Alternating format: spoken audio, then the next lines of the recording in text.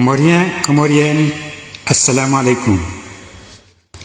À la suite de la décision injuste et scandaleuse de la Cour, qui n'a de suprême que le nom, puisqu'au lieu de dire le droit, la vérité des urnes, elle a vomi la dictée qui lui a été imposée par son géniteur, le despote néocolonial de la France-Afrique, Azali Assoumani, il m'a semblé opportun de prendre la parole pour partager avec vous nos frustrations, notre indignation et enfin prendre part à l'orientation de notre combat libérateur.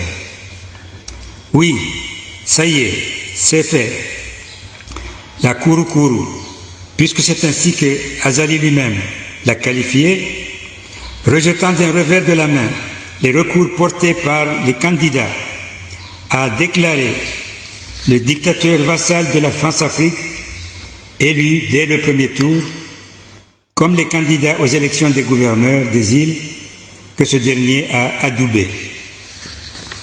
Au nid de tout un peuple qui l'opprime et qui l'affame, comme le montre le pillage populaire d'un magasin de riz, le mal élu, puisque loin de ceux qui ont rassemblé le plus de suffrages, est déclaré gagnant. Un déni de droit scandaleux, mais qui n'étonne pas dans la mesure où, rappelons-le, cette prétendue Cour suprême a été installée en violation de la Constitution. Oui, c'est Azali qui, après s'être accaparé des assises et détourné de leurs objectifs, un hold-up qui a été fatal à son promoteur Ali Bazi Selim, Rahmatullah, a entrepris la destruction des institutions de 2001, à commencer par la Cour constitutionnelle, un organe constitutionnel qu'il va abolir par un simple décret en mettant à sa place sa Kouroukourou, une Cour suprême illégale puisque anticonstitutionnelle. Comme dirait l'autre, quand on dépasse les bornes, il n'y a plus de limite. En effet, c'est cette Cour illégale qui va valider la Constitution de 2018, une Constitution non votée par la population, mais répondant aux ambitions dictatoriales du vassal de la France-Afrique. C'est cette Cour suprême illégale qui va valider le hold-up électoral de 2019, commis par Azali, avec la bénédiction de son maître de l'Élysée. Rien d'étonnant alors si aujourd'hui, elle continue à s'élancer dans ses envolées mensongères, déniant le droit, en passant outre l'expression du suffrage, pour enfin déclarer tout honte bue, Azali élu président.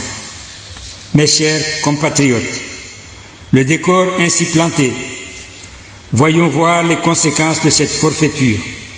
Disons d'entrée de jeu qu'elles sont inquiétantes, car après l'intermède électoral, tout laisse croire que la dictature cherche désespérément à reprendre la main sur les événements. Trois éléments vont corroborer cette sinistre démarche. En premier lieu, la vaste rafle qui a abouti à l'arrestation de nombreux jeunes, parmi lesquels des mineurs qui subissent les pires sévices dans les camps militaires. En second lieu, il faut citer la dispersion manu militari du rassemblement de la notabilité qui se faisait fort de trouver les voies et moyens pour apaiser la crise née de la forfaiture électorale. Une violence inédite qui a eu pour effet de radicaliser les notables en les faisant quitter leur terrain favori au-dessus de la mêlée pour les faire descendre dans l'arène en vue de défendre la vérité des urnes. Enfin, et c'est le troisième cas à considérer, comment ne pas parler de la menace à peine voilée du procureur d'Azali, rappelant cyniquement la fin de l'immunité pour les candidats. Une façon de les paralyser en leur faisant délier le geste à la parole donnée, consistant à accompagner la colère de leurs électeurs. Mes chers compatriotes, face à ce déchaînement de violence du régime corrompu d'Azali, que faire? C'est une question cruciale que nul ne peut ignorer. Pour ma part, je tâcherai de l'aborder en 3 points. Premièrement, il importe de clore le chapitre des élections. Oui, il faut clore ce chapitre des élections. Ce d'autant plus que le procureur de la dictature a sifflé la fin de la récréation. Ces élections, avec leur cortège d'illusions, ont porté un énorme tort au combat pour renverser le régime criminel d'Azali. Pensez à toutes ces énergies gaspillées pour en fin de compte revenir à la case départ. Pourtant, il n'est pas opportun de s'attarder sur les regrets, car contrairement à 2019, les choses ont évolué avec la prise de conscience de la diaspora et le rayonnement du panafricanisme qui anime de plus en plus les cœurs de la jeunesse comorienne et gagne les esprits des éléments les plus éveillés. Deuxièmement, je vous invite à cet effet de passer en revue les forces en présence dans la société comorienne. Pour cela, je vais emprunter la démarche du philosophe qui a dit que la meilleure façon de diviser, c'est de diviser par 2. Je vais donc considérer que nous avons affaire à 2 camps qui s'affrontent. Le camp de la réaction, constitué par le régime dictatorial d'Azali et ses maîtres de la France-Afrique.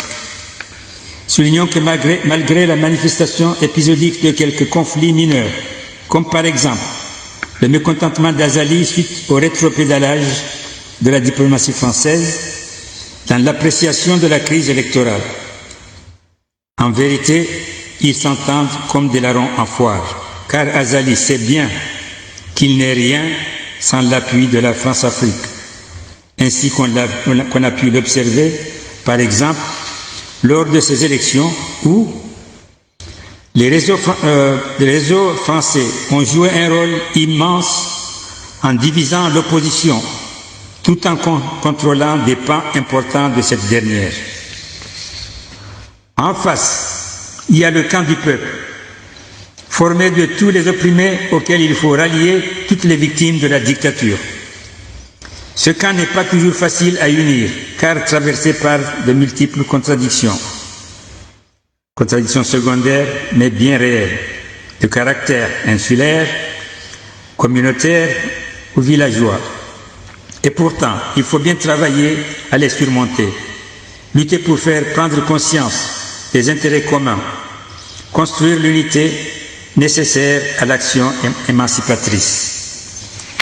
Mes chers compatriotes, je voudrais pour finir appeler au rassemblement, à la prise de conscience des erreurs commises, particulièrement depuis 2021.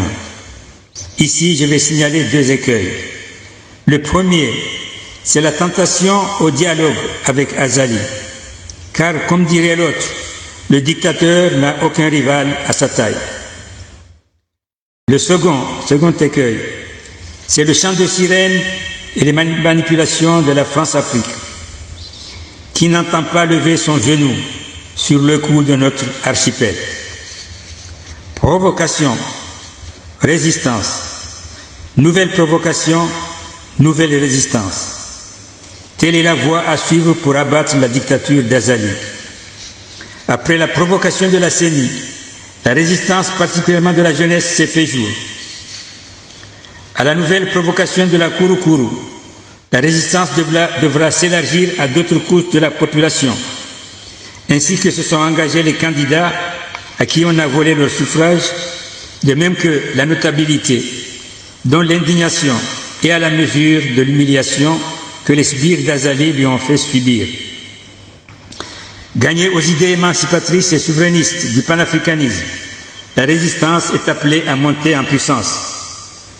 À la tête du gouvernement de transition en exil, qui a comme objectif d'abattre la dictature criminelle d'Azali, je vous appelle à me faire confiance, à montrer au monde que nous savons taire tous nos petits conflits liés à notre ego, à faire preuve de maturité pour nous rassembler et faire triompher la cause commune, qui est de renverser le régime dictatorial d'Azali, défendre notre souveraineté, rétablir les libertés et instaurer un régime démocratique à travers un état de droit fondé sur les accords de Fomboni de 2001.